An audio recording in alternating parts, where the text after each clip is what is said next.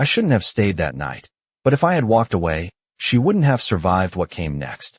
The hospital always felt different after midnight, like the walls were holding their breath, like even the machines knew something wasn't right. The fluorescent lights hummed above me. Too bright, too cold, turning everything into sharp edges and shadows that didn't quite belong. And I remember staring down at my chart, my handwriting slightly shaky from 12 straight hours on my feet, counting the minutes until I could finally go home, until I heard the doors burst open and everything inside me went still. The gurney rolled in fast, wheels rattling across the tile, paramedics talking over each other, urgent but controlled. And on that gurney was a little girl, maybe 6 or 7, too quiet for someone in pain, her small hands clenched tightly around the thin hospital blanket like it was the only thing keeping her here.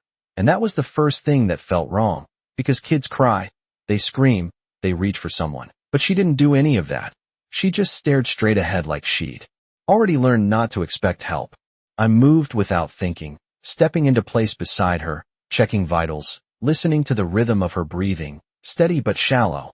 And when my eyes traced the faint discoloration along her arm, something in my chest tightened in a way I couldn't explain.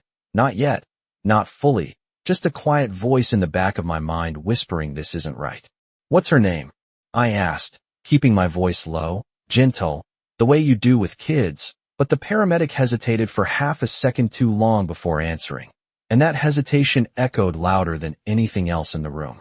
Lily, he said finally, and I nodded, focusing on her again, crouching slightly so I was in her line of sight. And for a moment, just 1 second, her eyes met mine, wide and glassy and far too aware, and I felt it. That connection you don't question, the kind that makes you stay when you should leave, the kind that changes everything before you even realize it's happening. You're okay, I whispered, even though I wasn't sure if it was true, and her fingers loosened just enough to reach toward me, barely brushing my wrist, like she was testing if I was real. And that was when I knew, not from the chart, not from the bruises, but from the way she held on, that whatever had brought her here wasn't an accident. The room moved around us, nurses stepping in, monitors beeping, someone calling for labs, but it all faded into background noise because my focus narrowed to her, to the way her breathing hitched every time the doors opened, to the way her body tensed at footsteps in the hallway. And I should have followed protocol, should have documented, passed her off, stayed in my lane, but I didn't, because something in me refused to let go. I told myself it was just instinct, just experience, just another patient, but deep down I knew it wasn't. And that knowing sat heavy in my chest as I adjusted her blanket and checked her pulse again, slower this time, grounding myself in routine while everything else felt like it was shifting under my feet. And then the doors opened again, slower this time, deliberate, and the air in the room changed in a way that made every instinct I had sharpen all at once. And I didn't need to look up to know that whoever had just walked in wasn't here to help, because Lily's grip on my wrist tightened suddenly, desperately, her small fingers digging in like I was the only thing standing between her and something she couldn't escape. And in a voice so quiet I almost missed it, she whispered, "Don't let him. Take me." I should have called security the moment she said it, should have stepped back into protocol and let the system take over, but my hand stayed exactly where it was, wrapped gently around hers, because something in the way she said it was not panic, it was certainty, the kind that comes from experience. And that realization settled into my chest like something heavy and unmovable. I finally looked up, slow and careful, and saw him standing just inside the doorway, perfectly still, like he had all the time in the world, mid-30s maybe, clean cut, well dressed in a way that blended in with the kind of people who visited private rooms upstairs. Nothing about him raised alarms on paper, but nothing about him felt right either. His eyes moved across the room with quiet precision before landing on Lily. And the shift in his expression was subtle, almost invisible, but I felt it, like the temperature had dropped a few degrees without anyone touching the thermostat. "I am here for my daughter," he said, voice calm, controlled, the kind of voice that did not need to be loud to be heard.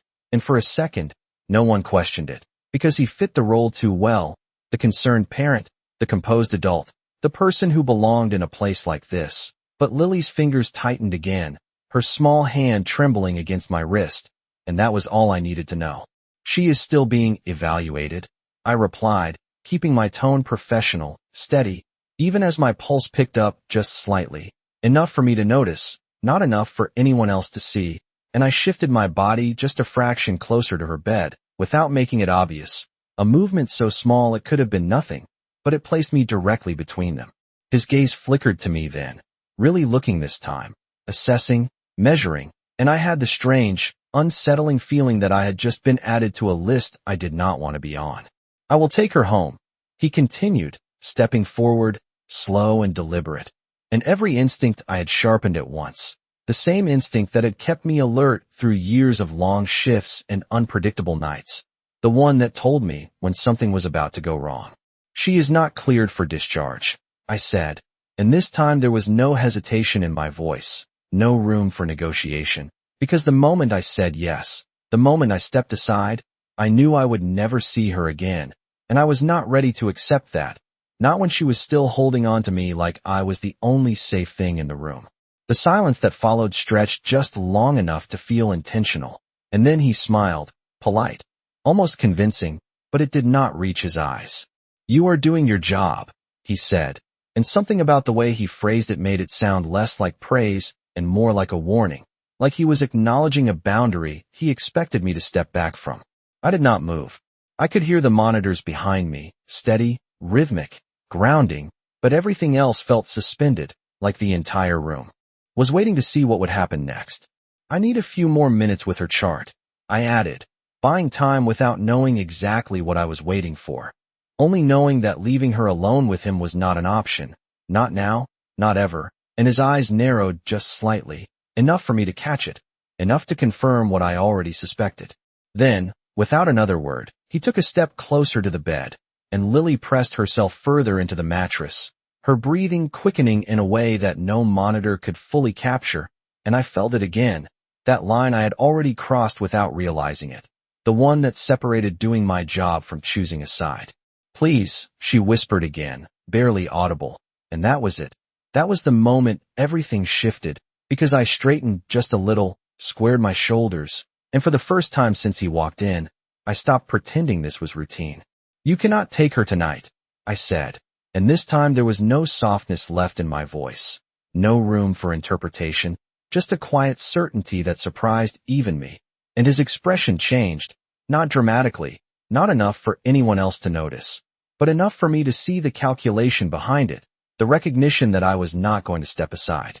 The air between us tightened, invisible but undeniable, and I realized then that whatever happened next, there was no going back to normal, not for me, not for her, because I had just made a choice that would follow me long after this shift ended, and deep down, I knew something else was coming, something bigger than both of us, something that would make this moment feel small in comparison.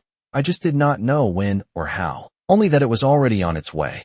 The moment I said it, I felt it, the shift in the room, subtle but undeniable, like something invisible had just been set into motion, and for a second, he did not respond, did not argue, did not raise his voice. He simply looked at me, really looked this time, as if recalculating everything he thought he understood about this situation, and that silence was louder than anything he could have said.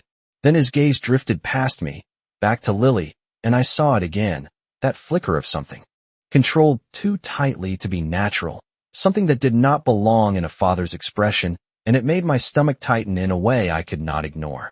"You are making this more complicated than it needs to be," he said finally, his tone still even, still composed, but now there was an edge beneath it, something colder, something that pressed against the air like a quiet threat, and I felt my pulse spike just enough to remind me that I was standing alone between him and a decision I had no authority to enforce. "Complicated is keeping her safe," I replied, and I did not know where the confidence came from, only that it was there, steady and unshakable, rooted in something deeper than policy or training, something that had nothing to do with rules and everything to do with the way her hand was still gripping mine like she believed I could actually stop this. The monitors continued their steady rhythm behind me, a soft, consistent sound that grounded me as everything else felt like it was tightening, narrowing, focusing into a single moment that could go in 100 different directions, and none of them were predictable. He took another step forward, close enough now that I could see the fine details, the precision in his appearance, the careful control in every movement. And it struck me how easy it would be for someone else to believe him, to step aside, to trust the version of reality he was presenting, because on the surface, everything about him made sense. Everything except the way Lily was reacting. "You are overstepping," he said quietly, and this time there was no attempt to soften it, no polite distance, just a statement, clear and direct, and I realized then that he was not used to being told no, not here, not anywhere, and that realization made something inside me settle instead of shake, because if he expected me to back down, he was about to be disappointed. I opened my mouth to respond, already knowing what I was going to say, already committed to the choice I had made, when the sound reached us first, not loud, not dramatic, just the faint echo of footsteps in the hallway outside, measured, deliberate, the kind of sound that did not rush because it did not need to, and something about it made the hair on the back of my neck rise before I even understood why. The man in front of me paused, just for a fraction of a second, but I saw it, that brief interruption in his control, and his eyes shifted toward the door, sharp and alert in a way they had not been before, and that was when I knew, whatever was coming, it was not part of his plan. The footsteps grew closer, steady, unhurried, and the energy in the room changed again, but this time it was different, heavier, like pressure building before a storm, and I felt Lily's grip tighten once more, but this time it was not fear alone. It was something else, something I could not quite name, something that made her hold on even harder. The door opened slowly, without urgency, without hesitation, and for a moment, no one spoke, because the presence that filled the doorway did not need introduction, it did not need explanation, it simply existed, and everything else adjusted around it. He was taller than I expected, broad-shouldered, dressed in dark clothing that fit too perfectly to be accidental. His posture relaxed in a way that suggested absolute control rather than ease, and his eyes moved across the room with quiet precision, taking in everything, missing nothing, before settling on Lily, and in that instant, the atmosphere shifted completely, not chaotic, not loud, but final, like a decision had just been made somewhere far above all of us. The man in front of me straightened slightly, the first real sign of tension I had seen from him, and when he spoke again, his voice was no longer as steady as before. "This is a private matter," he said, but it sounded different now, thinner, less certain, and the man in the doorway did not respond immediately, did not acknowledge the statement, did not even look at him, because his focus remained exactly where it had landed, on the small figure in the hospital bed. And then, finally, he spoke, his voice low, calm, and carrying a weight that made the entire room seem to listen. "Where is she supposed to be safe?" he said, and even though the words were simple, the meaning behind them was anything but, and I realized then, standing there with Lily's hand still wrapped around mine, that whatever was about to happen next was no longer something I could control, because someone far more powerful had just stepped into the room, and nothing would stay the same after this. No one moved for a full second after he spoke, and in that second, everything rearranged itself without a single thing physically changing, the kind of shift you feel more than see, like gravity quietly choosing a new center, and I realized without understanding how that the man in the doorway was now that center. He stepped inside slowly, the sound of his shoes against the tile measured and unhurried, as if time itself adjusted to match his pace, and the space between all of us seemed to tighten, not with panic, but with something heavier, something controlled. I felt Lily's hand press harder into mine, not frantic, not desperate the way it had been before, but anchored, like she recognized something in him that I did not yet fully understand, and that alone made my pulse shift in a way that felt different from fear. The man in front of me straightened more noticeably now, his posture sharpening as he turned fully toward the newcomer, and for the first time since he had walked in, there was something unmistakable in his expression, not panic, not even anger, but awareness. The kind that comes when someone realizes they are no longer the most powerful person in the room. "This does not concern you," he said, attempting to reclaim control, but the words landed differently now. Thinner, lacking the quiet certainty they had carried before, and the man who had just entered did not even acknowledge them, not right away. His eyes remained on Lily, steady and intent, as if confirming something only he could see, and then, finally, he shifted his gaze slightly, just enough to include the rest of us without truly focusing on anyone else. She asked for help, he said, his voice calm, almost soft, but there was something beneath it that made the statement feel absolute, like a fact rather than an opinion, and I felt a chill run through me because I knew, without being told, that he had heard her, that he had understood exactly what was happening here long before anyone explained it. The man beside me took a step forward, closing some of the distance, his jaw tightening just enough to show the strain beneath his composure. "You are interfering in a private family matter," he said, more firmly this time, but it sounded rehearsed now, like a line he had used before in situations where it had worked, situations that did not include someone like this. The man in the doorway tilted his head slightly, a small movement, almost curious, as if considering the statement from a distance rather than engaging with it directly. "Family does not make someone safe," he replied, and the simplicity of it hit harder than anything louder could have, because it left no room for argument, no space to hide behind definitions or titles. I felt my grip on Lily tighten unconsciously, and for the first time since all of this started, I realized I was not the only one standing between her and something dangerous anymore, and that realization did not make me step back, it made me stand firmer. "She stays here tonight," I said quietly, my voice steady again, not because I thought I had authority over the situation, but because I refused to give it up, and the man who had just entered glanced at me then, just briefly, but in that glance there was recognition, not of who I was, but of what I had chosen, and it sent a strange, grounding calm through me.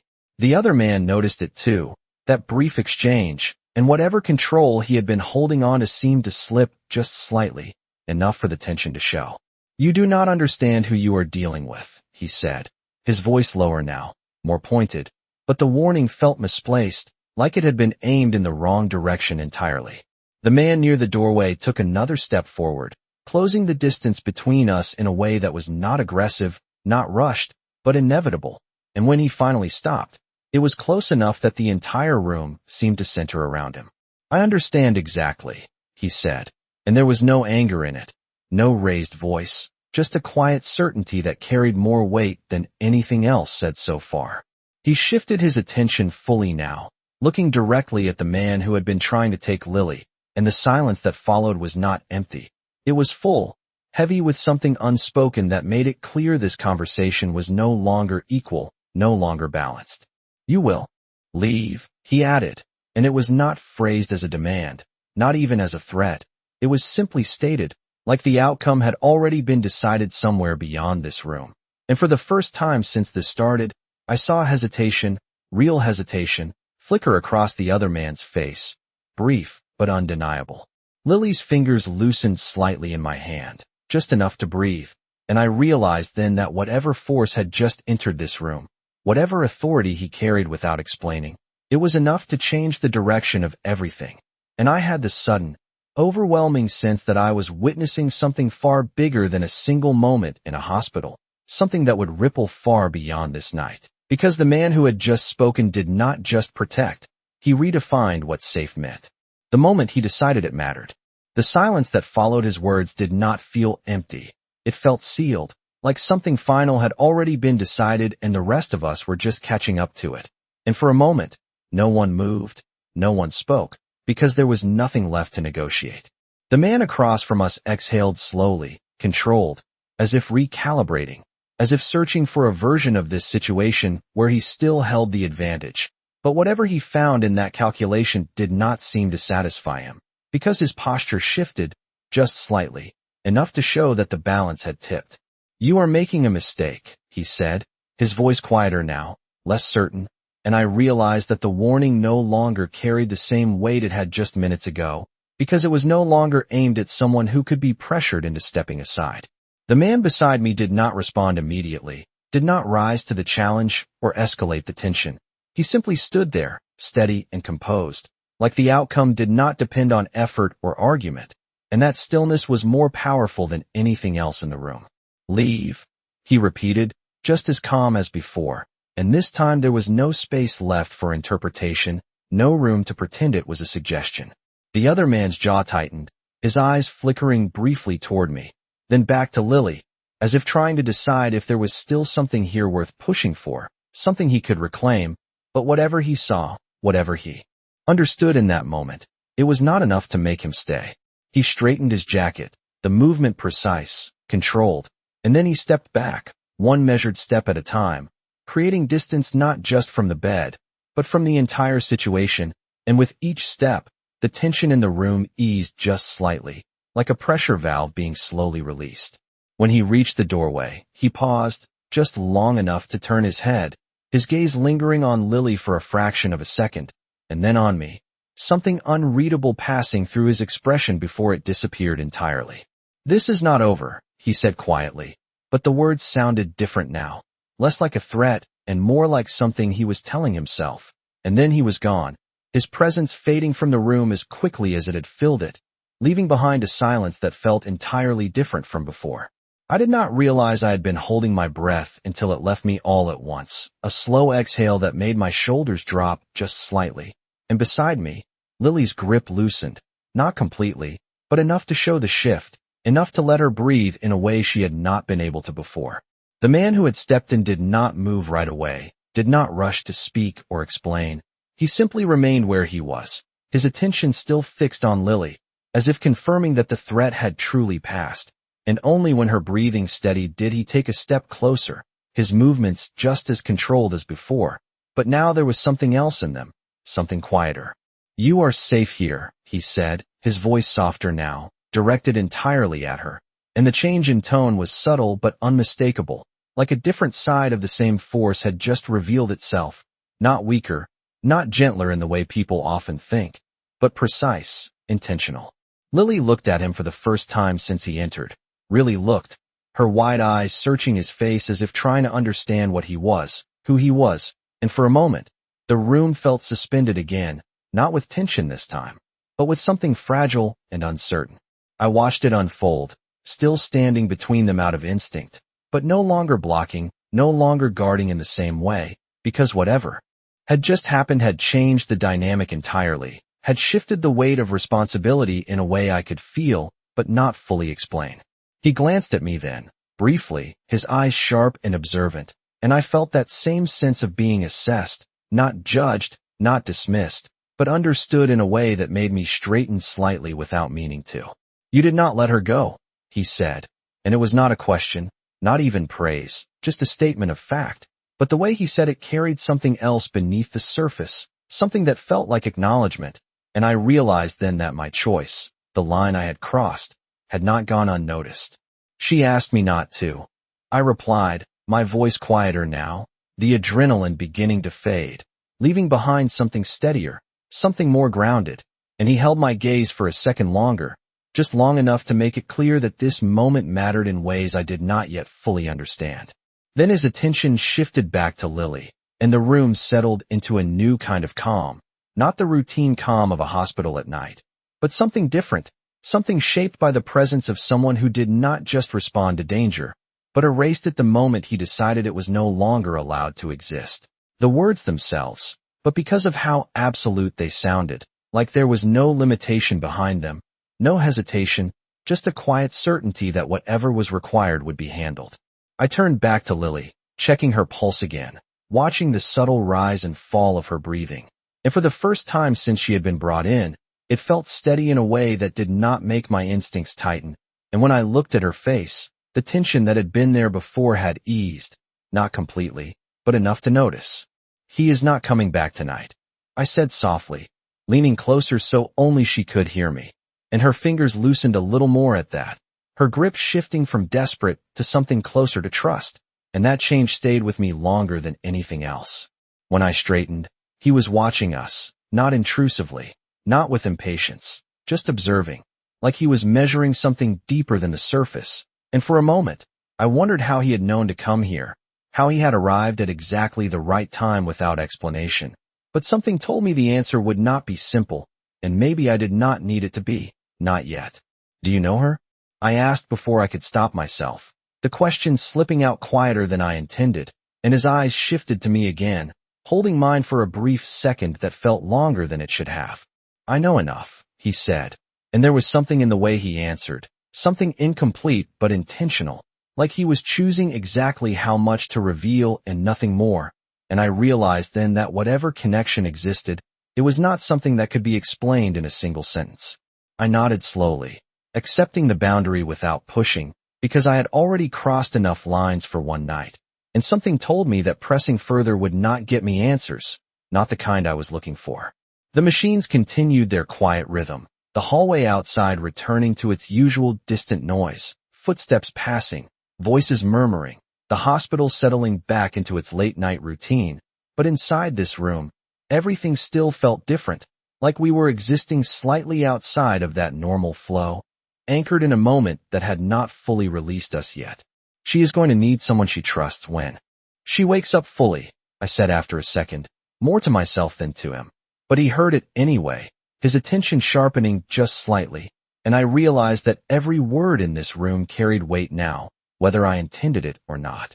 Then she will have that, he replied, and the certainty in his voice made me pause, because it did not sound like a promise. It sounded like a decision, already made, already set into motion. I glanced at Lily again, then back at him, trying to understand where I fit into whatever was unfolding, because it was clear now that this was no longer just a shift, no longer just a patient, and the line I had crossed earlier had only led me further in. And what about me? I asked before I could reconsider, the question quiet but direct, and for the first time, something in his expression shifted, not dramatically, but enough to show that he had considered that already too. He stepped a little closer, not invading, not imposing, just enough to close the distance between certainty and understanding. And when he spoke, his voice was low, steady, carrying that same controlled weight as before. You already chose, he said, and the words settled over me with a clarity I could not ignore, because he was right. I had, and there was no stepping back from it now. I felt it then, fully, the realization that this night was not ending when my shift did, that whatever I had stepped into would follow me beyond these walls, beyond this moment. And for some reason, instead of fear, there was something else beneath it, something steadier, something that felt like standing exactly where I was supposed to be, even if I did not yet understand why. For a while, neither of us spoke again, and it was not uncomfortable, not tense the way silence had been earlier, but something steadier, like the room had settled into a new rhythm that did not need words to hold it together. And I found myself focusing on small things just to stay grounded. The faint hum of the lights, the soft beeping of the monitor, the slow, even rise of Lily's chest as she drifted in and out of light sleep. I adjusted the four-line gently, careful not to wake her fully, and when her fingers brushed against my wrist again, it was no longer a desperate grip, it was a quiet reassurance, like she was checking that I was still there, and without thinking, I let my hand remain where it was, a silent answer to a question she did not need to ask out loud. She trusts you, he said after a moment, his voice low but clear in the quiet room, and I glanced up, meeting his gaze, unsure how to respond to something that felt so simple and yet carried so much weight. She needed someone to, I replied, and the words felt more honest than anything I had said all night, because trust had not been something planned or earned slowly. It had happened in a moment, instinctively, and now it existed whether I was ready for it or not. He studied me for a second longer, not intrusive, not uncomfortable, but deliberate, like he was placing that information somewhere important, and I had the strange sense that this conversation was not just about Lily, not entirely. That is not common, he said, and I knew he was not just talking about her, and that realization made something shift in me again, subtle but real, like I was being seen in a way I had not expected when this night started. I looked back at Lily, brushing a strand of hair away from her face, grounding myself in something familiar, something I understood, because everything else still felt just slightly out of reach. She is going to wake up soon, I said quietly, more to prepare myself than to inform him, and he nodded once, his attention already returning to her, as if that moment mattered more than anything else that could be happening outside this room. The hallway noise continued in the background, distant and routine, but it felt disconnected from us now, like we were existing in a space that did not fully belong to the rest of the hospital anymore. When she wakes up, she might be scared, I added, glancing back at him, unsure why I felt the need to explain something so obvious. but something about his presence made me want to make sure everything was handled correctly, as if that mattered more than usual. "She will not be alone," he said, and the certainty in his voice was immediate, unwavering, and I realized that he was not just stating an intention, he was defining the outcome before it even happened. I nodded slowly, accepting that, because at this point, there was no reason not to. A few seconds passed, and then Lily shifted slightly, her brows pulling together as she stirred, her breathing changing just enough to signal that she was waking, and instinctively, I leaned closer, my voice soft, steady, the same tone I had used with countless patients before, but this time it felt different, more personal. "Hey, you are okay," I murmured, and her eyes opened slowly, unfocused at first, then sharpening as she took in the room, and for a brief second, I saw the flicker of confusion, the memory trying to catch up with the present, and then her gaze moved past me, landing on him. Everything paused in that instant, the room, the sound, even my own breath, because I did not know what she would do, how she would react, whether the fear would return or something else entirely. But she did not pull away, she did not tense, she simply looked at him, really looked, the way children do when they're trying to decide if someone is safe. And then, slowly, her fingers relaxed completely from my wrist for the first time since she had arrived. I felt it, that shift, that quiet release, and I understood what it meant even before she spoke. "You came," she whispered, her voice soft, fragile, but clear, and the words settled into the room with a weight that changed everything again. Because this was not chance, this was not coincidence, this was something that had been expected, something that had been waited for. He stepped closer then, just one step, enough to be within her view without overwhelming her, his posture still controlled, still measured, but there was something different now, something quieter beneath it, something that did not need to be hidden in the same way. "I told you I would," he replied, and the simplicity of it made my chest tighten, because promises like that were not made lightly, not in situations like this, and certainly not by someone who carried himself the way he did. I looked between them, trying to piece together what I was seeing, what I had just stepped into, and for the first time since this night began, I realized that this was not just about protection, it was about something deeper, something already established long before I ever walked into this room, and whatever it was, I was now a part of it whether I fully understood it or not. For a moment, I forgot where I was, forgot the hospital, the machines, the long hours that had blurred together into one endless shift, because the way she looked at him changed everything. It stripped away the chaos of the night and replaced it with something simpler, something undeniable, recognition. I watched her closely, instinctively, ready for fear to return, for hesitation, for anything that would signal she felt unsafe again, but it did not come. Instead, there was a quiet calm settling over her, fragile but real, and that calm spread through the room in a way I could not explain. "You are late," she added softly, her voice still small but steadier now, and there was something almost familiar in the way she said it. Like this was not the first time she had waited for him, not the first time he had arrived after something had already gone wrong. He did not react the way most people would.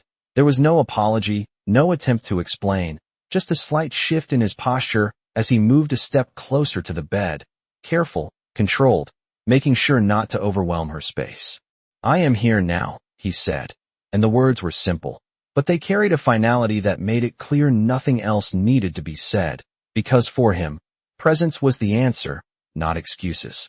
Lily studied him for a second longer, her small face still pale against the hospital pillow, and then she nodded, a tiny movement, but one that seemed to settle something inside her completely, like whatever fear she had been holding on to finally loosened its grip. I felt it in the way her body relaxed into the mattress, in the way her breathing evened out again, and I realized that whatever connection existed between them, it went deeper than what I had assumed, deeper than chance, deeper than coincidence.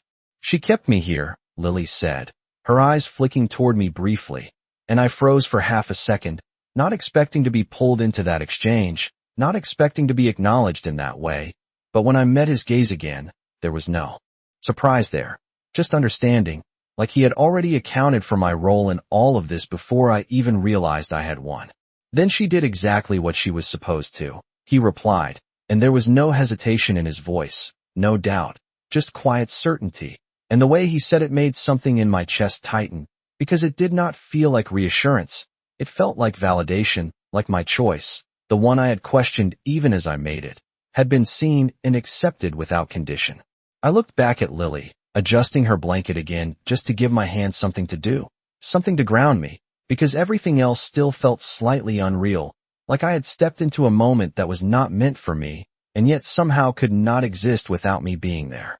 "You are not going back with him," Lily said suddenly, her voice firmer now, directed entirely at the man beside me, and the words carried a weight that did not belong to a child, something learned, something experienced, and I felt my breath catch slightly because this was not a question, it was a statement, a need being expressed in the only way she knew how. He did not answer right away, not because he was uncertain, but because he seemed to consider the weight of her words, the importance of answering correctly, and when he finally spoke, his voice was just as steady as before, but there was something else beneath it now, something quieter, something almost protective in a way that did not need to be announced. "No," he said, simply, and that one word seemed to settle everything more completely than any explanation could have, because Lily's shoulders dropped slightly, her entire body relaxing in a way that told me she believed him without hesitation. I stood there, watching it unfold, feeling the shift in the room, the way everything that had been tense and uncertain was now anchored by something stronger, something more controlled, and I realized that whatever power he carried, it was not just in how he entered a room or how he spoke. It was in the way people believed him when he said something would be handled.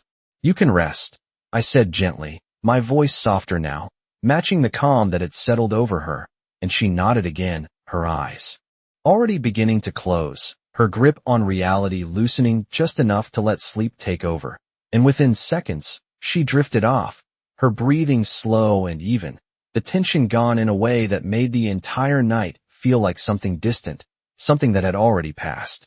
I remained where I was for a moment longer, watching her, making sure everything was stable, everything was as it should be, and when I finally looked back at him, he was still there, still watching, still present in a way that did not waver. "You knew she would call for you," I said quietly, not really a question, more an observation, and he met my gaze without hesitation. "She knows who will come," he replied, and the way he said it made it clear that this was not about chance or luck. It was about something established, something understood long before tonight, and I felt that realization settle into me slowly, because it meant this was only the beginning of something I did not yet fully see, something that had already started long before I became a part of it, and now, there was no stepping back out. After she fell asleep, the room grew quieter in a way that felt deeper than before, not just the absence of noise, but the presence of something settled, something resolved, and I stood there for a moment longer than necessary, watching the steady rise and fall of her breathing, making sure it stayed consistent, making sure nothing shifted now that the tension had finally released.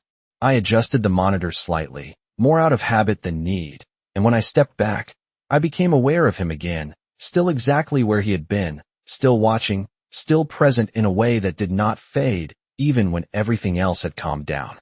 "She will be safe here for the night," I said quietly, returning to something familiar, something structured, because it was easier to speak in clinical certainty than to address everything else that had happened, everything that still lingered unspoken between us. He nodded once, the same precise movement as before, but this time there was something final in it, like a decision that had already extended beyond this room, beyond this building, beyond anything I could fully see. "And after tonight," he asked, his voice calm, but directed entirely at me now, and the question caught me off guard, not because I did not understand it, but because I realized I did not have a simple answer. I glanced back at Lily, at her small figure resting against the stark white of the hospital bed, and for a moment, I saw her not just as a patient, but as someone standing at the edge of something uncertain, something that could go in either direction depending on what happened next. "That depends," I said slowly, choosing my words carefully, "on whether she has somewhere she is actually safe." And when I looked back at him, there was no hesitation in his expression, no need to consider the possibility, because to him, the answer had already been decided. "She does," he replied, and the certainty in his voice left no room for doubt, no space for negotiation, and I felt that same quiet shift again, the one that told me outcomes were being set into motion beyond my reach. I held his gaze for a second longer, trying to understand what that meant, not just for her, but for me, because I could feel it now, clearly, that this moment was not ending when the sun came up, that whatever had begun here would continue long after I left this room. And me? I asked, the question coming out softer than I intended, but no less direct, because I needed to know where I stood in all of this, needed to understand if I was stepping back into my normal life after this, or if that line had already been erased. He studied me for a moment, not quickly, not dismissively, but with the same deliberate attention he had given everything else, and I had the sense that he had already considered this too, long before I asked. "You will not be left unprotected," he said, and the words settled into the room with a weight that felt both reassuring and irreversible, because they were not a suggestion, they were a declaration, and I realized then that my choice earlier had placed me within the boundaries of something much larger than I had intended to enter.